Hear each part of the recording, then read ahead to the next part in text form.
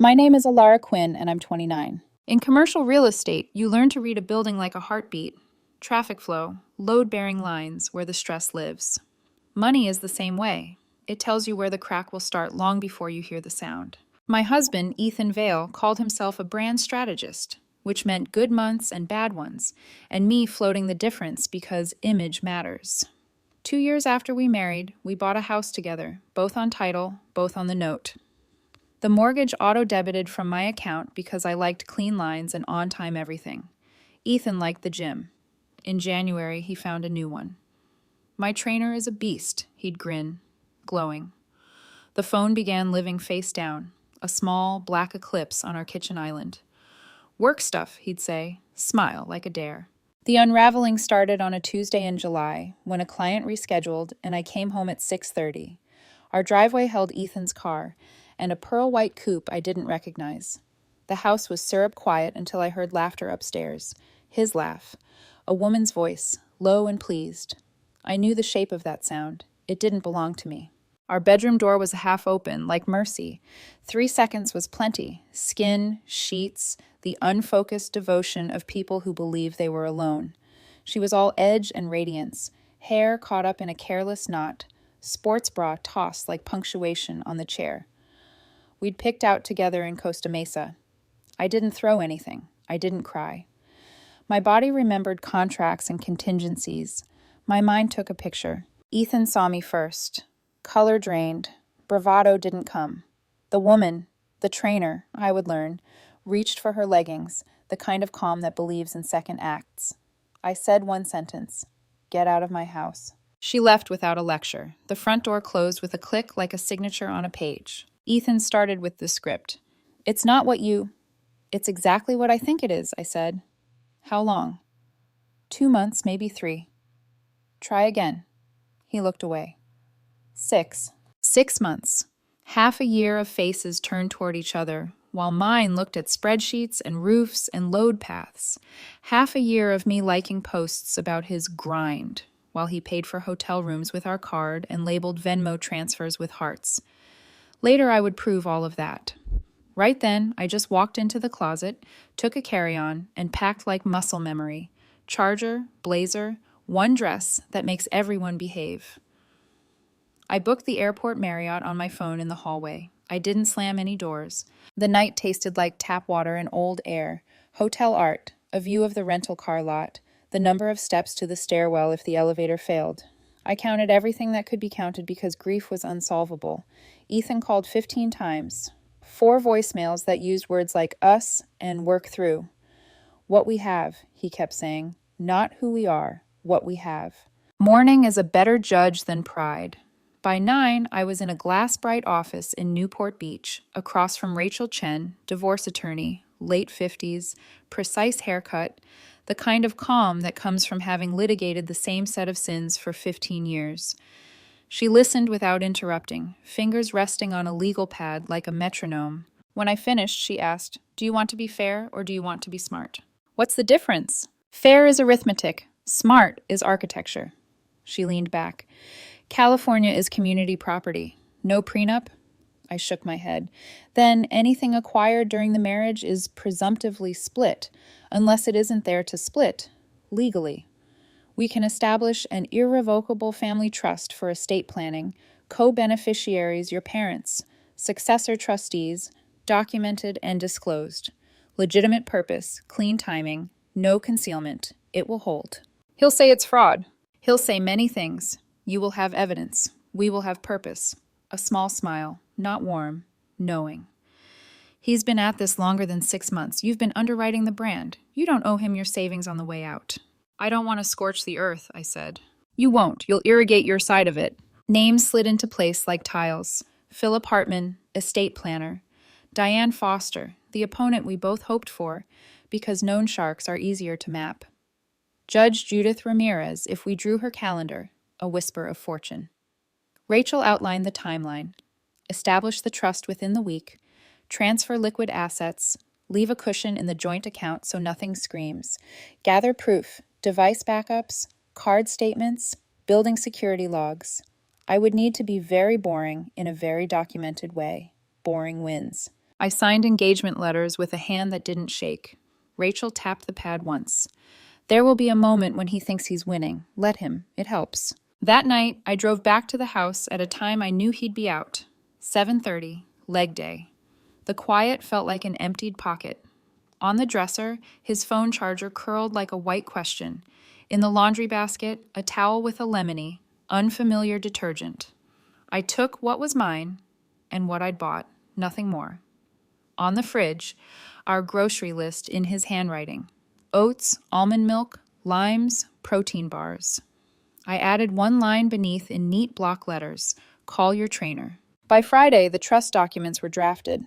My parents were tentative, we don't want to be in the middle, but came around when I laid out the ledger of the last half year.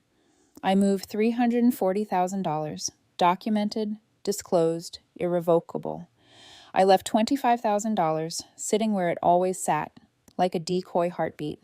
When Ethan finally texted, it was a photograph from our bed, new sheets, ironed, like erasing a crime scene. We can fix this, he wrote. I'll do therapy. We'll start over. I stared at the screen until my reflection steadied. I typed back, discovery is going to be illuminating. Then I turned the phone face down, let him wonder. The last thing I did before sleeping was open a folder on my laptop and name it what it was. Exhibit A. The world loves a clean label, so does a judge. The following week, I learned what silence can do when it's weaponized. Ethan still texted every morning. We need to talk, don't ignore me, you're overreacting. Each message was a fishing line tossed into water I no longer swam in. I didn't block him. I just stopped biting. Instead, I moved. By Monday, the trust, the Quinn Family Estate Trust, was officially filed. Rachel handled the submission like she was assembling a cathedral, quiet, methodical, unshakable. My parents signed their parts through a notary in Oregon, their faces small and pixelated on the video call. Are you sure about this, honey? Mom asked. He's still your husband. For now, I said. And for now is exactly why it has to happen. She looked at Dad, who gave the kind of nod you give when you've seen your child bleed before and know she'll survive it again. I wired $340,000 out of our joint account, legally, properly, and documented down to the timestamp.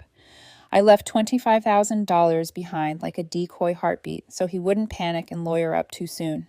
By Wednesday, the evidence folder on my laptop had grown teeth.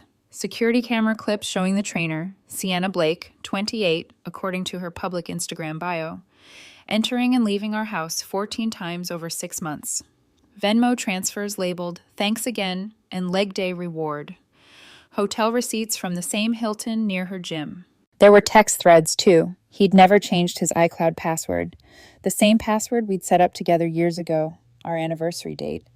I guess he didn't think I'd remember it after everything else he'd forgotten. Ethan. She's clueless, works all the time, barely notices. Sienna. Then keep it that way. Easy money, easy life. Ethan. You make it sound bad. Sienna. You make it sound temporary. That one hurt more than I admitted. Not because of love, I'd lost that the day of the half-open door, but because of how cheap it all was, how transactional. Rachel called that afternoon. He's making his move, she said. His lawyer, Diane Foster, just filed. You've officially been served. A knock came 20 minutes later, as if the universe wanted to underline it. A man in a blazer, polite but efficient, handed me the envelope like a waiter offering the bill. I signed. He left. The petition was almost cinematic in its audacity. Ethan claimed emotional neglect, said I'd been cold, controlling, and verbally dismissive. He wanted half of everything: house, savings, retirement, and spousal support for 3 years while he rebuilt his career. Rebuilt, as if adultery were a construction project. Rachel didn't sound surprised. This is exactly what we expected, she said. Let him talk. We'll let the paperwork do the shouting. The first mediation took place 2 weeks later in a downtown conference room with fluorescent lights that buzzed like hornets. Ethan arrived early, wearing his best apology suit, charcoal, tailored, the same one I'd bought for him when he landed a consulting contract 2 years ago. His lawyer, Diane, was sharp and unflinching, all crimson nails and courtroom confidence. Rachel and I sat across from them, side by side, like calm weather before a storm. Diane began with charm. My client is entitled to 50% of all marital assets, including the savings account, residence, and reasonable spousal support, given the significant disparity in income and emotional toll this marriage has taken on him. Ethan leaned back like a man already dividing furniture in his head. Rachel waited for Diane to finish. Then she opened her folder with deliberate grace and said, "About that savings account." Her tone was silk wrapped around steel. 3 weeks ago, Mrs. Quinn established an irrevocable family trust for legitimate estate planning purposes. The funds in question are no longer marital assets subject to community property division. The air went thin. You could hear the hum of the HVAC. Ethan blinked. "You did what?" "Estate planning," I said evenly. "My parents are getting older. It's smart to protect family assets for future generations." Diane's eyes narrowed. "We'll challenge that." "You're welcome to," Rachel said. "But you'll lose. The trust was disclosed, notarized, and verified by independent estate counsel. There's no concealment, no fraud, just prudence." For the first time since July, Ethan's composure cracked. His jaw flexed. The smirk that had lived on his face since I found him vanished like smoke. "This isn't fair," he said. "That's my money too." I looked him in the eye. "You were in our bed with someone else. You paid for hotel rooms with our card. You lied for 6 months while planning your exit strategy. So, no, Ethan, it's not your money anymore." Silence fell hard. Diane tried to pivot, citing emotional distress and lost opportunities. But the energy in the room had shifted. The mediator cleared his throat, sensing a storm better left unsummoned. We adjourned after 20 more minutes of meaningless negotiation. As Rachel and I stepped into the hallway, she said quietly, "That was the moment he realized he can't bully you back into the marriage." I nodded. "He'll come at me harder now." "Good," she said. "It'll give us more evidence." That night, my phone lit up again. This time, his messages weren't apologies, they were accusations. "You're vindictive. You're destroying everything we built. I made one mistake." I didn't respond. Instead, I opened a new folder. Exhibit B, Communications. For the first time in months, I slept through the night. The next morning, Ethan posted on Instagram, "Growth comes from pain. Some people only learn when you stop protecting them." He tagged no one, but everyone knew. And I smiled because the caption was truer than he realized. There's a certain stillness that hangs in courthouse air, the kind that makes even footsteps sound guilty. October arrived like a reckoning. The case was assigned to Judge Judith Ramirez, mid-50s, reputation for zero patience and surgical precision. I liked her already. Ethan arrived early with Diane Foster, looking freshly tanned, hair styled within an inch of its life. He'd probably rehearsed his performance. Betrayed husband, heartbroken dreamer, man wronged by a cold, career-driven wife. His version of the story had always depended on the audience. Rachel and I sat side by side at the petitioner's table. Her posture was effortless authority. Mine was steady breath. I had a folder in front of me, labeled in black ink. Timeline, Truth. Diane opened the session with practiced sorrow. My client entered this marriage with faith and emotional investment. Mrs. Quinn's financial control and neglect created an environment of hostility and abandonment. Her decision to move assets into a trust demonstrates a pattern of manipulation designed to deprive my client of his fair share. Judge Ramirez raised one brow. "Is there evidence of concealment?" "Only timing, Your Honor. The transfer occurred mere weeks before divorce proceedings began." Rachel rose. "And it was disclosed immediately, Your Honor. The trust is fully documented, notarized, and serves a legitimate estate planning purpose. There is no concealment, only foresight." The judge nodded slightly. "Proceed." Diane pivoted to character assassination. Mr. Vale supported his wife emotionally while she prioritized her career. She isolated him, made major decisions without consultation, and humiliated him socially. Rachel interrupted gently. Permission to present Exhibit 5 through 9. She displayed screenshots on the courtroom monitor. Venmo transfers, labeled with hearts, hotel receipts billed to our joint card, text logs between Ethan and Sienna that left little to interpretation. The words "easy money, easy life" lingered on the screen longer than I expected. Judge Ramirez didn't flinch. She simply said, "Continue." Rachel did. Calmly, she walked through timestamps, security footage entries, and the 6-month overlap between Ethan's supposed lonely husband phase and the affair's start. By the time she finished, Diane's legal pad was a graveyard of crossed-out counterpoints. When the judge finally turned to Ethan, her tone was measured. "Mr. Vale, do you dispute these records?" He shifted in his chair. "People make mistakes, Your Honor. But marriage isn't a transaction. You can't just move money and call it fair. Judge Ramirez leaned forward. Correct. Marriage isn't a transaction, but betrayal often is, and your wife documented her choices lawfully. Diane tried to salvage something about emotional abuse and career imbalance, but the weight of evidence had already settled. The hearing lasted 3 hours. When the ruling came, it was quiet thunder. The court finds that the Quinn Family Estate Trust serves a legitimate purpose and was established transparently. The funds within are not subject to community property division. Mrs. Quinn will retain sole control of those assets. Mr. Vale is entitled to half of the remaining joint account balance, approximately $12,500. The marital residence shall be sold, proceeds split after mortgage and fees. No spousal support will be awarded, given the established infidelity and brevity of the marriage. Claims of emotional abuse are unsupported by credible evidence.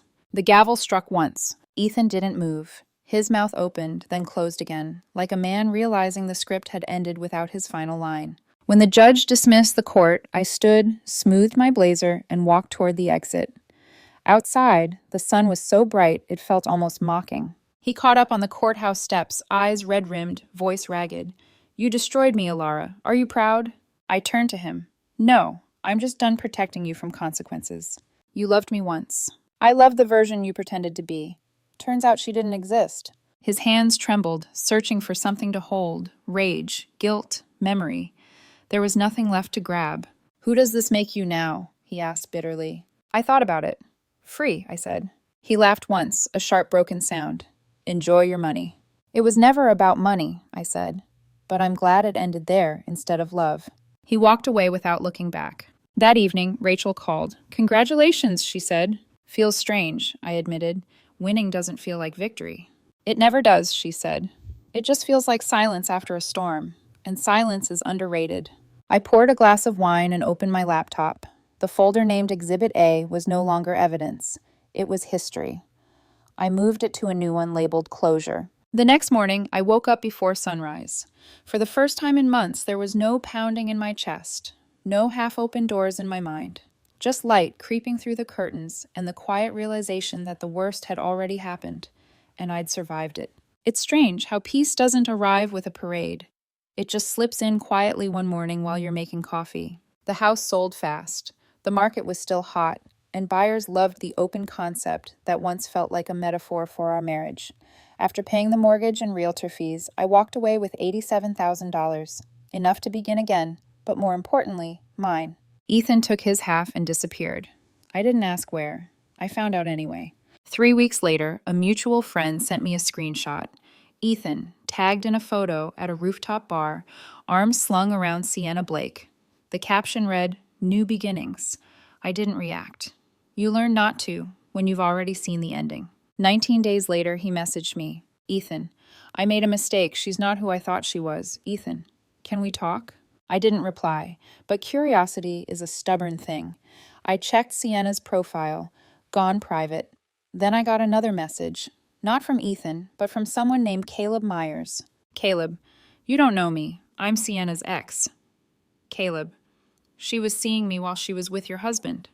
Caleb, "Thought you should know he wasn't her only project." The irony was so perfect it almost felt scripted. I typed, "Thanks for the heads up," and hit send. Then I blocked them both. The rest of the fall unfolded like exhale. I bought a smaller condo downtown. 2 bedrooms, concrete walls, tall windows that made the city look clean again. No shared toothbrushes, no joint calendars, no ghosts hiding in laundry baskets. I kept my last name. I kept the trust. Rachel helped me and my parents adjust the terms so it would serve its purpose, their retirement, my future, maybe one day a child of my own. Security that couldn't be touched by charm or deceit. Some nights I still thought about that hotel room, the sterile quiet, the hum of the air conditioner, the moment everything I believed dissolved into facts. But even that memory had softened. I wasn't haunted by the betrayal anymore, just by how long I'd mistaken comfort for love. Around Thanksgiving, I ran into Diane Foster, his attorney, at a downtown cafe. She saw me before I saw her. There was a pause, and then she smiled, unexpectedly warm. "Mrs. Quinn," she said, "I have to admit you played that beautifully."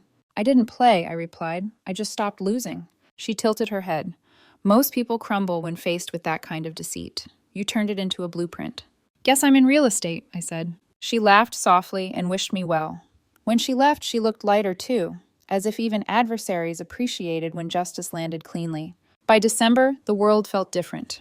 My mornings belonged to me again. Slow coffee, barefoot on cold tiles, the kind of quiet that doesn't demand explanation. Sometimes people online still argue about fairness. They think moving money before a divorce is vindictive, that I should have split things evenly. But fairness is not always symmetrical. It's about proportion. Who invested, who risked, who stayed honest when no one was watching. 6 months of deceit isn't a mistake. It's a campaign, and I defended myself accordingly. One evening, while unpacking boxes in my new place, I found an old photo of Ethan and me, the engagement dinner. We were both laughing at something just out of frame. I studied it for a moment, then slipped it into the shredder. The paper fed through cleanly, no jam, no hesitation. That sound, a quiet hum followed by stillness, was the most satisfying thing I'd heard all year. A few days later, a direct message appeared on my phone. It was from Ethan again. Ethan, no hard feelings. Maybe someday we can grab coffee, talk like adults. I didn't even open it. I just pressed delete. Some questions don't deserve answers, and some people don't deserve your time. I've been seeing someone new, slowly. A financial analyst I met through work. He listens more than he talks, which feels novel. But even if it goes nowhere, I'm okay. Because I finally understand what the past year was trying to teach me. Security isn't selfish. Boundaries aren't cruelty. And silence, when earned, is the loudest kind of freedom. The trust remains intact. The lessons do too. And if Ethan ever wonders how I could be so calm after everything, he'll never understand the simplest truth of all. I didn't destroy him. I just stopped letting him destroy me.